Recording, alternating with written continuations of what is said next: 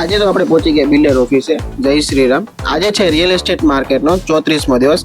આજે આપણે લોકો આવ્યા છે બિલ્ડરની ઓફિસે. આ ભાઈ આપણને પ્રોજેક્ટ બાબતે માહિતી આપે છે. આ લોકોના પ્રોજેક્ટ નળ સરોવર રોડ અને થોડ સાઈડ આવેલા છે.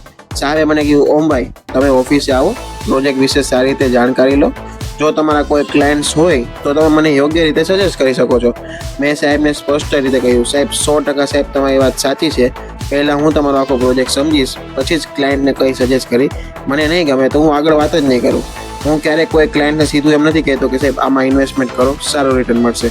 જે માર્કેટ ચાલે છે, તમે બાજુમાં લેશો તો પણ તમને ભાવ મળવાનો છે, તમારામાં લેશો તો પણ તમને ભાવ મળવાનો છે. તો હું પહેલાં તમને પ્રિફરન્સ આપી શકું, કેમ કે તમારી સ્કીમ સારી છે. બસ.